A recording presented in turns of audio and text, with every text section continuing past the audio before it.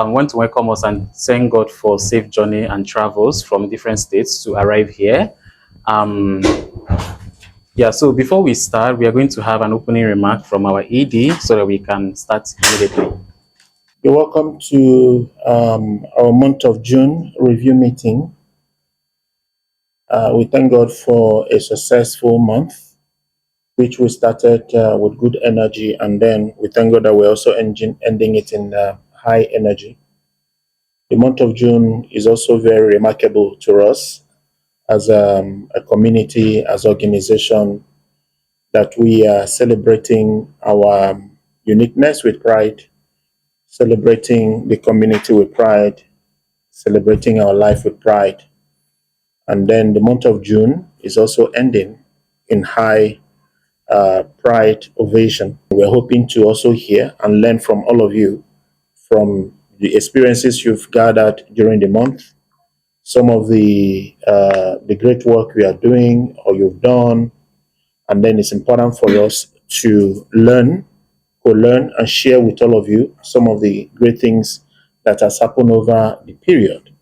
So you're all welcome to this meeting, and I hope to learn from all of you. Welcome.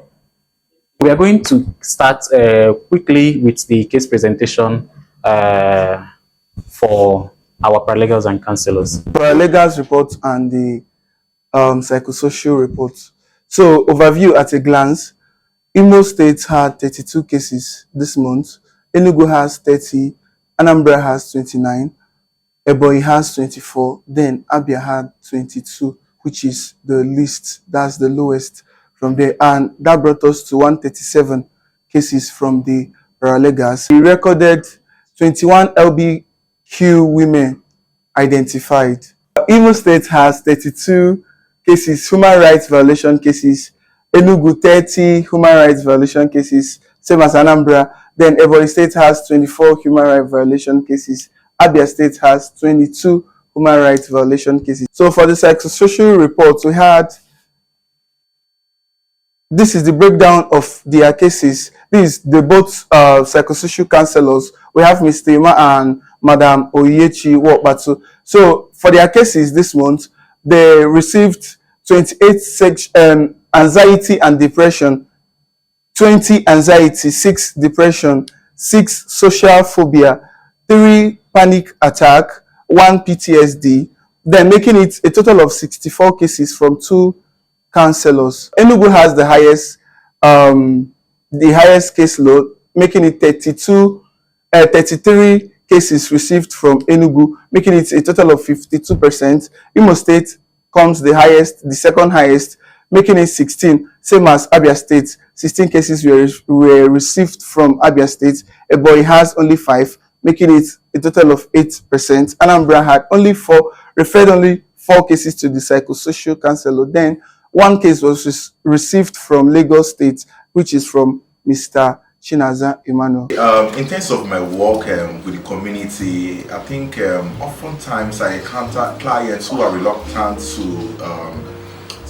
approach paralegals. I encounter clients who are reluctant to really go ahead with whatever interventions we are providing, and I found out that they lack basic knowledge of human rights education and all of those things. So I thought it pertinent as a paralegal to still heighten my sensitization program, especially in terms of creating infographics for Abia club members. I thought it pertinent, since I am an officer in Abia, I thought it wise that we have to produce or print some infographics highlighting the rights of the community member, at least so that a lot of persons will share it, so that it will reach people who are even in the remote area, in the hinterlands, who are community and are bereft of this human rights education. And we made it in such a way that it explains everything in a layman term. So I think is a point of improvement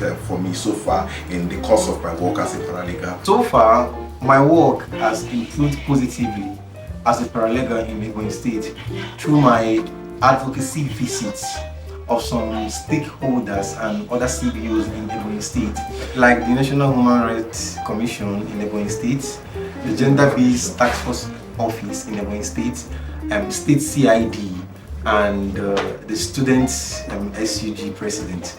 So our work has improved so positively that we gain confidence in engaging with them to support people, the marginalized individuals in the state, that their rights are being violated.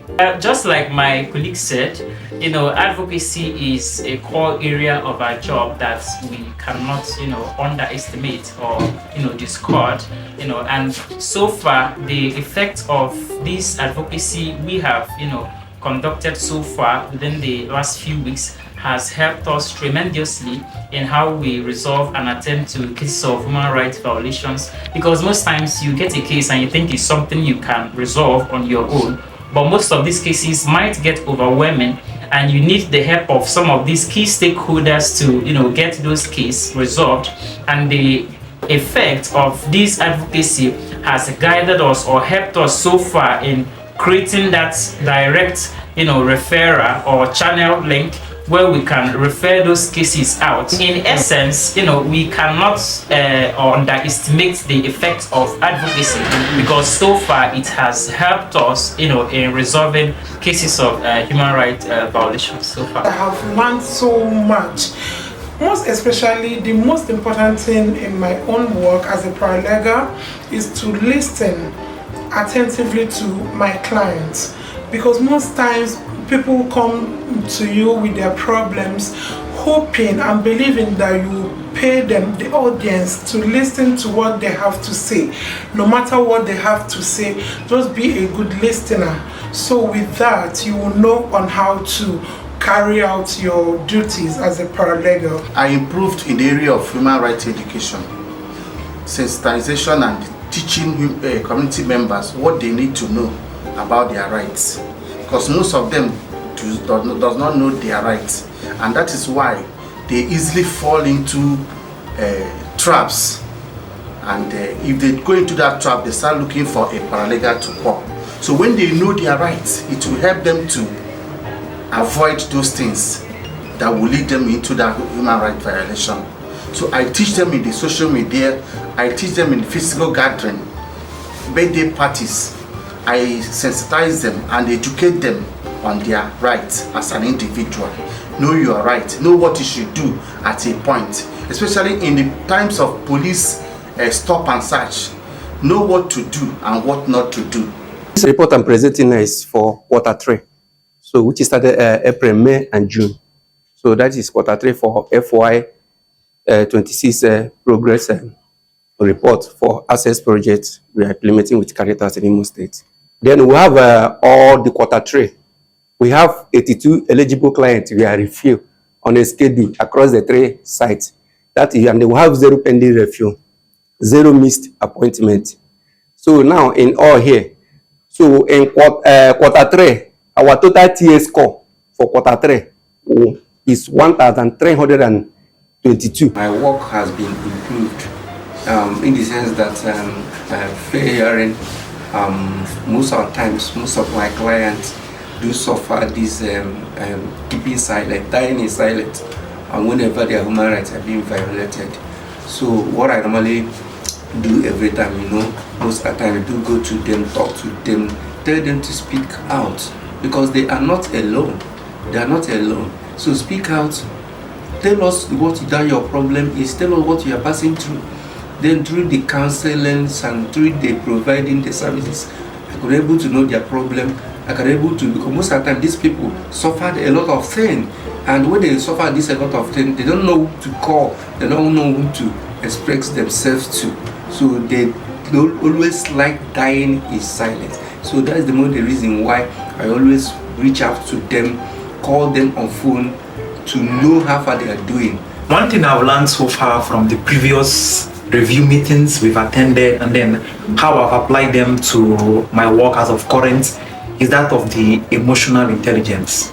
You see, when it comes to workplace, it cuts across many individuals from different backgrounds. Now, how you react to these people in certain situations really matters. And that helped me in a way that when clients come to me, maybe they are angry, or they are nervous, or they are confused. Now, you applying emotional intelligence, you need to calm down and listen attentively to their situation. in doing so, you are hereby you tend to know how to apply, ADRO in most of the cases that they are complaining about. So emotional intelligence, in a way, teaches us that we should put ourselves in other people's shoes. You understand? So that we can know how they feel, and in doing so, we can then know ways we can attend to people, listen to their feeling, speak to them respectfully, and then staying calm and attending to people, not just to clients, but we as colleagues and co-workers. The way we interact with one another, it shows that our level of emotional intelligence is very, very mature. I would say I thank God for the work so far.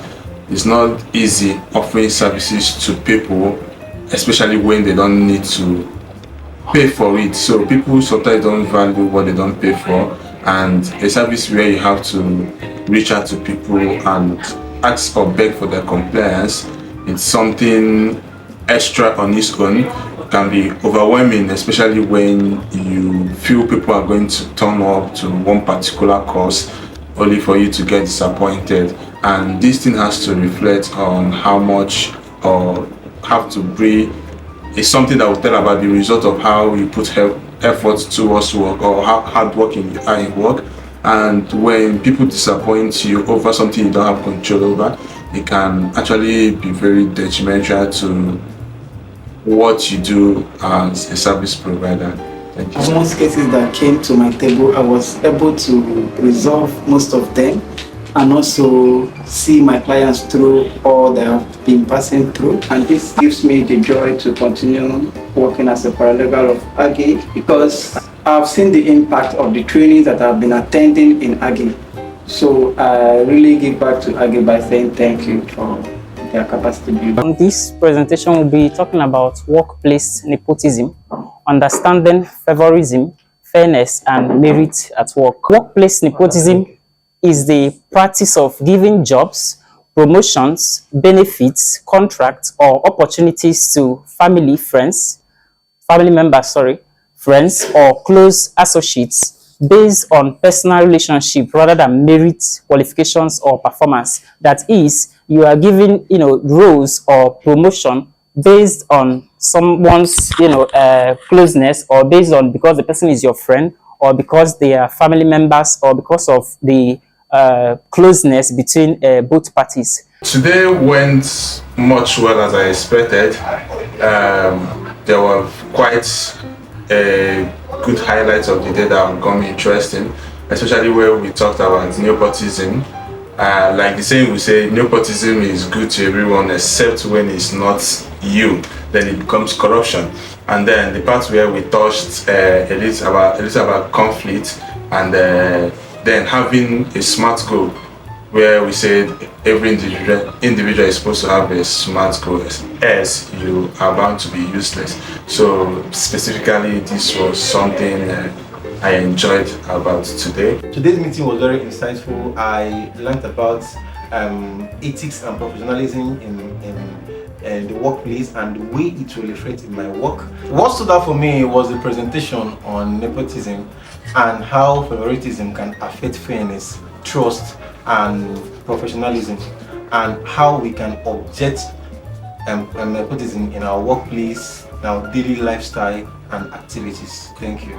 One thing that stood out for me was that of nepotism and favoritism. Now, nepotism, as we know, is like, overlooking people's skill and qualification and then choosing them because of your closeness to them or the relationship. Now, let's bring it to workplace. Instead of you to, select people who are qualified for a role, you rather give them to family members or friends. So, in our workplaces, we can also see it in a way whereby as a manager or as an HRO or as a paralegal, now you are trying to give a task to someone. Now, such a task, only this person can do it, but you don't want to stress the person. Then instead, you are giving to another person. Such a way, you are bringing favoritism. Why not give to the person who is more qualified to handle it? Or instead of looking at he's my friend, not my friend, then you want to give it to someone you can know, someone you know you don't want to stress, something like that. So nepotism, it's very, very, very unhealthy. It's not good. It's very, very bad. One of the topics that we are taught today is nepotism. Nepotism is all about you doing things with your, like my niece or my cousins or my friend. I will want to favor them because they are my family, neglecting the other person effort, and the other person might be in a good position for that post or for that thing you want them to do, but being that he or she is your blood or your friend or one thing or the other, you want to favor him, you want him or her to see you as a good person to him or her. That is nepotism, neglecting someone to please someone. Today we'll be looking at power of influence. Power of influence refers to the ability of an individual, group, or even an organization to affect the thoughts, beliefs, attitudes, decisions, or actions of others. Influence does not rely on force or authority. Instead, it often comes from trust, respect, knowledge, experience, or relationships. People are more likely to be influenced by individuals they admire, trust, or look up to. Today, we'll be looking at conflict resolution in the workplace. We will be exploring the strategies for managing and resolving workplace disputes effectively.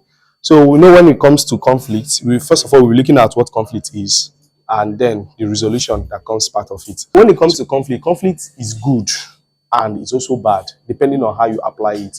Conflict helps organization grow. So when you see conflict, don't see conflict as a problem or maybe something that should be avoidable, but rather the way you apply conflict matters a lot. So according to Lewis Pondy, he said conflict is a condition of tension between individuals or group resulting from incompatible goals. That is when one opinion differs from others. So you see that there's going to be a conflict. Today I learned a whole lot about workplace conflict, which we talk about that workplace conflict refers to tensions, disagreements, or disputes between an individual or a group of people in an organization. How is that relevant? It's relevant because it will help us, we AGGI staff, to shape interpersonal relationship with one another. Personal development plan is one of the most valuable investments an individual can make. It provides a clear roadmap for growth, help individuals achieve their goals, and encourage continuous development. Also, a well-developed personal development plan enables individuals to understand themselves better, identify opportunities for growth, acquire new skills, and adapt to changing personal and professional demands. For today, I gained insights in terms of personal development. I had to understand that personal development, you have to have a framework of things you set for yourself to achieve. I think it will help you, it will guide you towards achieving a set goal for yourself. The area that stood out so well for me was the session that was facilitated by Mr. Prince on self-development. Self-development is a very vital area of our lives that we shouldn't undermine, because it's what you know that you can always give out to the society, and the level of impact you can create will also is also dependent on how well you've developed yourself over time. Let us create a goal first. Yes. Okay, for me, I can actually say one example of a goal could be saving up to ₦1 million naira by the end of the month. So there are steps, there are disciplinary actions you have to take in order to achieve. So that is on personal basis. That if you want to say your goal is to save ₦1 million naira by the end of the month, right? Good.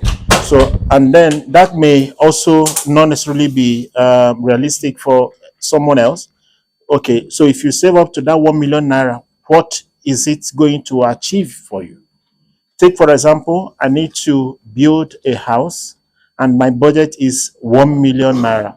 So my goal should be to build a 5-bedroom bungalow by the end of the month, right? And then I'll work towards building that building right? So that means my budget is 1 million naira to do that. So whatever plan I'm getting will now be towards saving 1 million naira to maintain that, to be able to achieve that my goal of building, right?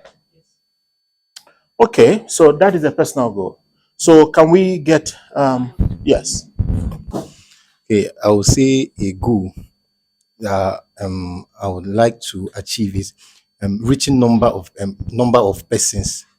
Maybe, for example, human rights violation, trying to know the number of people that their rights are being violated.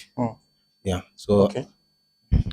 So can we now look at it? Thank you for bringing that up, to say our goal will now be to reduce the incidence of violence or human rights violations targeted against LGBTQI persons, right? So let's take that as our goal, to reduce violence against LGBT persons or reduction of violence against LGBT persons. Persons in Southeast Nigeria. Okay? Is this clear? Yes. Is this goal attainable? Yes. So a lot of goals should have a time bound, because it also leads you towards so that it's not like something you do for eternity, right? So you have a particular time when this is going to be achieved. So our objective have to be towards achieving this goal. So make sure that whatever objective you're creating will be towards achieving the goal. All right? To train 30 LGBTQI persons on safety and security by August 2026. Are we specific with this? Yes. Is this measurable? Yes. Is it attainable? And it's time bound. To train 30 LGBTQI persons across Southeast Nigeria on safety and security by August 2030. What stood out for me today from the presentations made is personal development plan, which is structured framework, which helps individuals to identify their SWOTs, which SWOT simply means strengths, weakness, opportunity, and threats. And also, for you to plan yourself, you need to know where you are today, where you want to be tomorrow, and how to get there. All right, viewers, thank you so much for joining us again for our review meeting for the month of June. I am so excited for all the activities that we have done. We had so many presentations that we are able to capture for today. And for me, what stood out was the issue of the presentation about personal development plan. And then I learned so much things, how I can utilize the popular SWOT analysis to also make my own development plan. And this stood out for me. So moving forward, I'll be applying this in my personal life, to improve the way I plan in things that are regarding my personal development.